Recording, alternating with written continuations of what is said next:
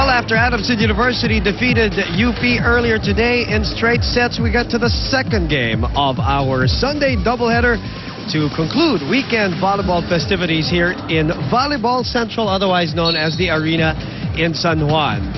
FEU Lady Tamaraos going up against the UST Tigresses. Their second round encounter. Very important match and potentially a very exciting match here at the Arena. And it is all captured courtesy of ABS-CBN Sports. It's live and exclusive here on Studio 23. Boom Gonzalez together with Dr. Ian Laurel. And Doc, these two teams went 5 sets, a full route. That's right. The last time they met, and especially now, as we will see in our team standings, we might see the same thing today. Yes, that's true.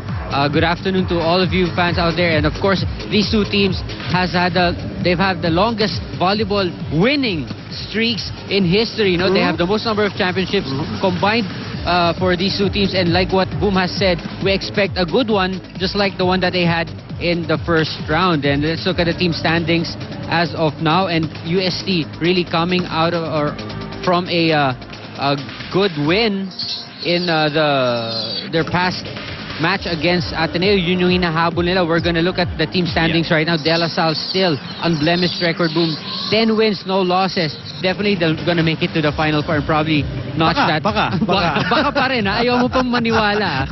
And this is what I was talking about. Ateneo de Manila, after that loss to UST.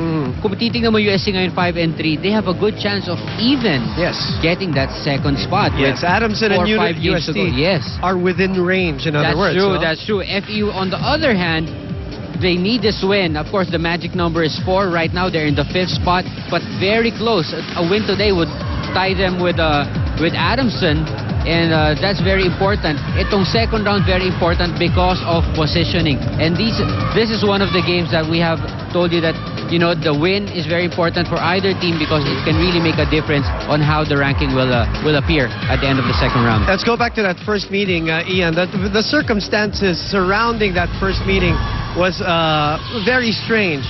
UST 0-2 at that time, you know, and that doesn't happen very often that they start off the season 0-2. Yeah, that's true. And then FEU under the radar prior to the start of season 74 of the UAP Women's Volleyball Tournament. Wala masyadong napapansin. Walang, you know, hindi na pag-uusapan. They start off with 2 straight wins. But UST coming from behind to win that one against FEU, who were still at the time with Michael Morada. And we're still trying to learn how to finish off games. That's true. So it's quite a different story for today. But this match was very, very close. This was a 5-setter. And like what you said, UST was winless going into this game. So it really mattered to them to get this win. And it was made more special that it was FEU that they beat to get that first win. Alam mo naman yung rivalry nitong dalawang volleyball rivals. Yes, that's right, ever since. And let's look at the sets. UST winning the first one, and they lose the succeeding 2 sets, sets 2 and 3, and UST finishing it off in the 5th set. Look at the score, 15-13, 108-98. Ganun kadikit yung laban na to. Spikes, of course, FEU leading the way 59-50. We're tied in the blocking department at 8-all. UST having 4 service aces against only 2 for FEU, and opponent's errors. Wow, this is huge, 46-29. UST getting this 5-set win in the first round. You know, it's funny. Remember, we were together, Ian, when we talked about the first the first game of the second round of eliminations, and I did say in that intro that we've seen everything this season so far in an exciting 74th season, and that includes last week. Pinag-uusapan pa rin yung laban ng UST and Ateneo. Ateneo winning that first set flawlessly. They look focused, they look really sharp, but UST bucking the injury of their setter, Rhea de Moculangan, in the second set, went down when it was at 17-all. This is that sequence where she turned her ankle on a teammate. I believe it was Micah Ortiz that she fell on at that time. But since then, the turn of events was crazy. Ateneo lost focus. They looked like they were distracted by that injury. UST, the crowd rallied behind them. The teammates and the attackers rallied behind Lauren Lantin, the seldom used, as we saw that collision between Kainglet and Lazaro, the alternate setter for UST It was dramatic.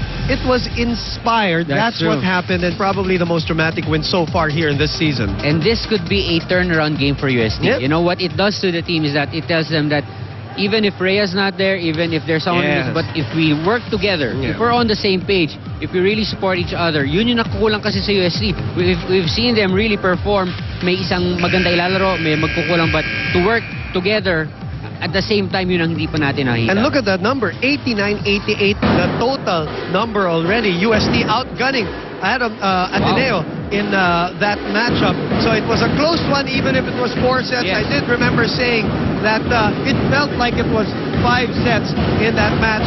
UST coming from behind in dramatic fashion to win behind the efforts of this girl. She did not have to be spectacular. All she had to do was be steady. Yes. And that's what she provided for UST. And she sat down with our very own Patch Cansana. Lauren, kinailangan mo mag-step up sa last game ninyo because of what happened kay Rhea. Saan mo nakuha yung kumpiyansang yun at mukhang hindi ka naman kabado nung naglalaro ka sa game? Nakuha ko yung kumpiyansa ko sa coach ko, sa mga teammates ko, pati sa mga taong nandito sa arena nung time na yun. Tapos alam ko, Lauren, na first time mo na mababad talaga sa first time mong maglaro for 2.5 sets. How was the experience? Kamusta yung feeling sa loob ng court nun? Well, at first, I really felt nervous. Pero during the game, medyo naging okay na. Nag-e-enjoy na ako sa game. Tapos naman, nung pagkatapos ng game, I really felt fulfilled kasi I did my part as a replacement of Aterea. Alright. So you're ready for this game now? Yes. Alright, so good luck later. You heard it straight from Lauren Lantin from the UST Lady Tigresses. Thank you very much, Pat. Well, she said it. She enjoyed the experience. There was nerves, but the crowd got behind her. The predominant UST crowd got behind her, and she was able to shake off those nerves. And even if you're not from UST, you have to be happy with a story like that. That's true. Well said from Lauren, and ang ganda na sinabi niya, she felt fulfilled. Yeah. You know, that's very important. Alam niya that anytime now that she has to be called on to replace Rhea, alam niya kaya niyang gawin. All right, let's focus our attention on the other side of the fence, the FEU Lady Tamaraos, who are coming off a loss. Actually, their 2-game winning streak was snapped by who else but the 10-0 DLSU Lady Spikers. So the funny circumstance coming into that game, the last time these two teams met, it was a full 5-setter. Coming after this matchup, January 18, 2012, sabi ni Assistant Coach Shaq de los Santos, para kaming namatanda. The worst game so far this season. At sinabi niya talaga, and it showed, na ayaw maulit ng DLSU na mag-5 sets sila. Pinaghandaan sila ng mabuti. And it ended in 3 sets. Nobody from FEU scored in double figures. I remember, I was here before this game and I told Coach Ness, by the way, you guys are playing, I'm sure you're gonna win 1 set. Baka nga pwede nyo pang makuha ito in 5th set and give De La Salle their first loss. And when I looked at the scores, mukhang hindi nangyari yun. Look at that first set. Namatanda nga siguro itong FEU. 25-10 in the first set. Well, that definitely set the tone already for the rest of the match. 25-18 and 25-20. Ito, total domination by the Lady Spikers of De La Salle. Look at that spike number. Wow, ang layo. More than double in output. De La Salle 42, 19 only for 19 for FEU. Correct. Wow. And blocks 5-3, 6 and 2 in the service department. Opponents' errors bit close, 22-24. And again, it was a straight set win for De La Salle. Looking good heading into the Final Four. You know, we have to give credit.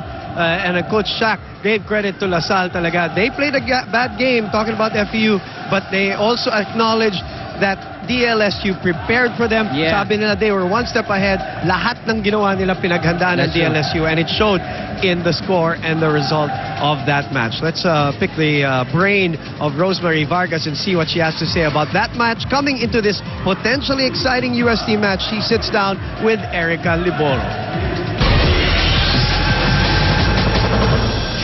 Rose, you were in a 2-game winning streak and then suddenly you lost 3 straight sets against La Salle. What happened to the team? Nawalan po kami ng focus dun sa game namin sa La Salle na talagang aminado kami na pinaghandaan talaga kami ng La Salle. Na kitang-kita naman po sa laro nila na talagang gusto nilang manalo na. Kami po talaga walang-wala. Off talaga. Kaya this game, yung preparation po namin ngayon, mas pinaghandaan po talaga namin para manalo kami against UST. Alright, and that was Rose Vargas of the Lady Tamaraos. Much echoed what we said and what Coach Shaq said, but this is a young team and they learn these things now na baon na nila yan, na parang alam na nila na dapat sila rin naghahanda. I truly appreciate the honesty of Vargas. Very bluntly, she said, mas gusto nilang manalo and they prepared better than us. And that should be good. That's going to be good for the viewers and for everybody here at the arena, because Maruba Natikla and the rest of the UST Tigresses are going to be a tough matchup for this very young FEU squad. We will be back with game number 2 of our Sunday doubleheader.